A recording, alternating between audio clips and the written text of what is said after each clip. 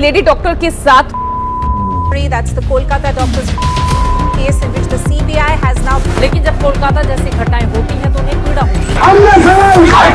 कोलकाता के सारे medical colleges के स्टूडेंट्स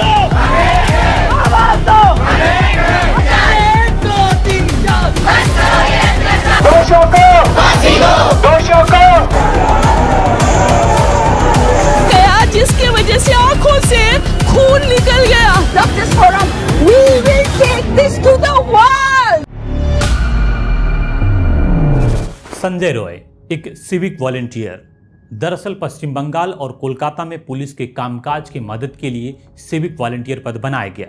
ये सिविक वॉलंटियर पुलिस नहीं होते, पर कई बार जनता के बीच अपनी छवि एक पुलिस वाले की तरह बनाकर रखते हैं। जैसे संजय रॉय ने अपनी बाइक पर केपी यानी कोलकाता पुलिस का लोगो लगाया हुआ था। वो केपी कोलकाता पुलिस की टी शर्ट पहनता, कोलकाता पुलिस की टोपी पहनता, और क्योंकि वो एक सिविक वॉलंटियर के रूप में काम कर रहा था तो सभी पुलिस अधिकारियों से जान पहचान भी हो गई थी। संजय रॉय 2019 में कोलकाता पुलिस के आपदा प्रबंधन समूह में एक सिविक वॉलंटियर के रूप में शामिल हुआ और कुछ समय बाद उसे आरजीकर अस्पताल में पुलिस चौकी पर नियुक्त किया गया। नियुक्ति के बाद उसने अस्पताल के अंदर घूम घूम के सबसे पहचान बना ली और अब उसे अस्पताल के सभी विभागों में लोग पहचानने लगे।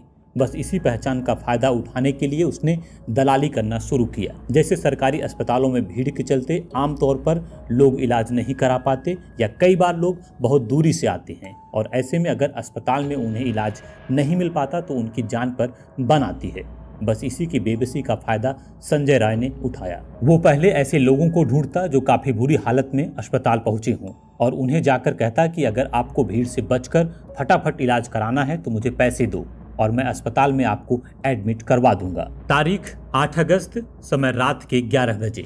संजय रॉय आरजीकर अस्पताल में घुसता है और सीधा एक मरीज के पास पहुंच जाता है जिसे इसने पैसे लेकर अस्पताल में एडमिट कराया था। मरीज कहता है बाकी सब ठीक है, बस मेरा एक्सरे नहीं हो पा रहा है।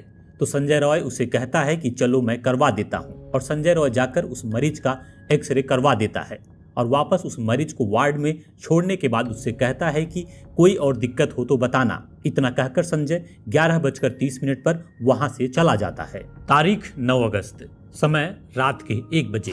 1.5 घंटे बाद यानी अब 9 अगस्त हो चुका है और रात के 1 बज रहे हैं। संजय रॉय एक बार फिर अस्पताल के अंदर आता है। इस बार भी वो अपने एक और मरीज जिसे उसने पैसे लेकर भर्ती कराया है उससे मिलने आता है। इस मरीज के साथ उसका एक रिश्तेदार भी था। इस मरीज की सर्जरी 9 अगस्त को दिन में होने वाली थी और उसकी तैयारी चल रही थी। संजय उस मरीज के रिश्तेदार से हाल चाल लेता है और बात करते करते दोनों अस्पताल के एक सुनसान कोने में पहुंच जाते हैं जहां बैठकर दोनों खूब शराब पीते हैं। ये कार्यक्रम लगभग 1.5 घंटे तक चलता है और अब शराब पीने के बाद उस मरीज का रिश्तेदार कहता है कि उसे अब घर जाना है। संजय कहता है कि ठीक है, मैं उबर बाइक बुक कर देता हूँ। उबर बाइक आती है और वो मरीज का रिश्तेदार चला जाता है। तारीख 9 अगस्त, समय रात के 3 बजे। अब रात के 3 बज चुके हैं और संजय रॉय अस्पताल के उस सुनसान कोने में अकेला है। अब संजय सोचता है कि कहीं चलकर आराम किया जाए और वो उस सुनसान जगह से निकलकर अस्पताल की 3री मंजिल पर जा पहुंचता है जो चेस्ट डिपार्टमेंट था और रात 3 बजे बिल्कुल खाली था।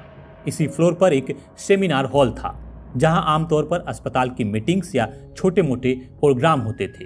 इस सेमिनार हॉल में लगभग 40 कुर्सियां लगी थी। अब संजय रॉय आराम करने के लिए इस सेमिनार हॉल की तरफ बढ़ता है और गेट को धक्का देता है तो गेट पहले से ही खुला था और अंदर लाइट जल रही थी। संजय देखता है कि सामने कुर्सी पर एक लेडी डॉक्टर आराम कर रही है जिसकी आंखें बंद हैं। ये जूनियर डॉक्टर एक गरीब बाप की होनहार बेटी थी जो नीट का एग्जाम क्वालिफाई कर यहाँ तक पहुंची थी। आंखों में ढेरों सपने, दुनिया जहान को अपनी मुट्ठी में करने की चाहत और बेहतरीन डॉक्टर बनने का जुनून, साथ ही माँ बाप की इकलौती बेटी होने के नाते सारी जिम्मेदारियां सर पर लिए गरीब माँ बाप को इस गरीबी के दलदल से निकालने के लिए दिन रात मेहनत करना ही उसका एकमात्र लक्ष्य था। जूनियर डॉक्टर का सिर्फ 3 लोगों का परिवार था जिसमें माँ, बाप और जूनियर डॉक्टर थी। जूनियर डॉक्टर्स के पिता बच्चों की स्कूल यूनिफॉर्म बेचकर घर चलाते और यही स्कूल यूनिफॉर्म बेच और खून पसीना बहाकर उन्होंने अपनी बेटी को MBBS कराया। और क्योंकि बेटी घर के हालात को समझती थी तो उसने भी पूरी मेहनत की और आरजीकर अस्पताल में पहुंच जाती है जहां वो इस समय 2nd ईयर की स्टूडेंट थी। और आप सब जानते हैं कि अस्पताल में जूनियर डॉक्टर्स की ड्यूटी भी लगती है तो मरीज को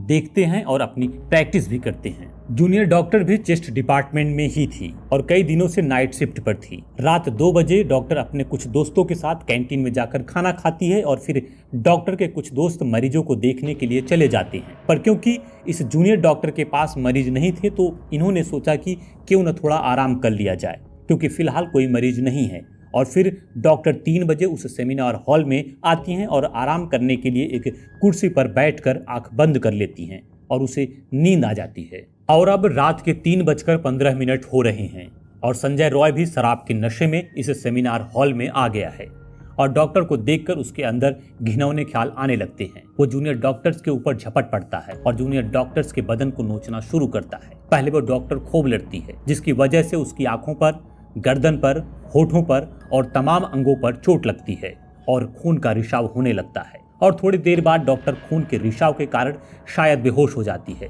पर अभी भी संजय की हैवानियत खत्म नहीं होती और वो अगले 40 मिनट तक हैवान बना रहता है। फिर 40 मिनट बाद वो वहां से बाहर निकलता है और उसी कोलकाता पुलिस बैरक में जाता है जहां वो रोज सोता था और बड़ी बेफिक्री के साथ वहीं जाकर सो जाता है। तारीख 9 अगस्त, समय सुबह के 8:30 बजे। एक तरफ संजय रॉय सो रहा है और दूसरी तरफ जब सुबह 8:30 बजे हॉस्पिटल के एक स्टाफ उसी सेमिनार हॉल में जाता है और जब वो अंदर देखता है तो उसके होश उड़ जाते हैं। वो देखता है कि सामने एक लेडी डॉक्टर खून से लथपथ जमीन पर पड़ी है, जिसके जिस्म पर ऊपर कपड़े हैं पर नीचे कुछ भी नहीं है और पूरा जिस्म घाव से भरा हुआ है। जिस्म का कोई ऐसा हिस्सा नहीं है जहां उसे चोट न लगी हो। पूरे शरीर से खून का रिसाव हो रहा है। इतना सब देखकर उसकी चीखें निकल आती हैं और देखते ही देखते अस्पताल का पूरा स्टाफ वहां पहुंच जाता है। वहां मौजूद लोगों ने पुलिस को खबर की। पुलिस आई और लाश के साथ कुछ सामान जैसे लैपटॉप, मोबाइल और कुछ सामान को एविडेंस के रूप में इकट्ठा कर लेती है और लाश को पोस्टमार्टम के लिए भेज देती है और फिर वहां छानबीन करने लगती है। अचानक पुलिस की नजर एक नेकबैंड ब्लूटूथ डिवाइस पर जाती है जो वहीं गिरा था। पुलिस को ये ब्लूटूथ डिवाइस संदिग्ध लगता है तो पुलिस इस डिवाइस को जूनियर डॉक्टर के दोस्तों के फोन से कनेक्ट करने की कोशिश करती है पर कनेक्ट नहीं होता। अब पुलिस इस ब्लूटूथ डिवाइस की गुत्थी को सुलझाना चाहती है और सभी सीसीटीवी फुटेज को खंगालने लगती है। पुलिस को सीसीटीवी फुटेज में संजय सेमिनार हॉल में आता दिखाई देता है, जिसकी गर्दन पर ये नेकबैंड ब्लूटूथ डिवाइस लगा होता है। अब पुलिस लोगों से संजय के बारे में वहां मौजूद लोगों से पूछती है तो लोग बताते हैं कि ये एक सिविक वॉलंटियर जो पुलिस के लिए काम करता है और आमतौर पर अस्पताल के पास मौजूद पुलिस चौकी में सोता है। अब पुलिस उस बैरक में पहुंचती है जहां संजय सो रहा होता है। पुलिस उसे उठाती है और घटना स्थल पर मिले नेकबैंड ब्लूटूथ डिवाइस को इसके फोन से कनेक्ट करती है और इस बार वो ब्लूटूथ संजय के फोन के साथ कनेक्ट हो जाता है। पुलिस ने यहाँ आधा मसला हल कर लिया था और लगभग सब कुछ साफ था। अब पुलिस उस बैरक की तलाशी लेती है। संजय रॉय ने जो कपड़े रात में पहने थे उसे धो दिए थे, लेकिन जूतों पर उसकी नजर नहीं गई और जब पुलिस ने उसके जूते देखे तो उन जूतों के नीचे खून के धब्बे साफ साफ दिखाई दे रहे थे। पुलिस ने जूतों को अपने कब्जे में लेकर उन्हें फॉरेंसिक जांच के लिए भेज दिया। अब तक पूरे अस्पताल के डॉक्टर्स का गुस्सा 7वें आसमान पर था। सभी डॉक्टर्स और स्टाफ इस घटना से आहत थे। कुछ समय बाद ही पोस्टमार्टम रिपोर्ट भी आ जाती है, जिसे देखकर हर किसी का कलेजा फट गया।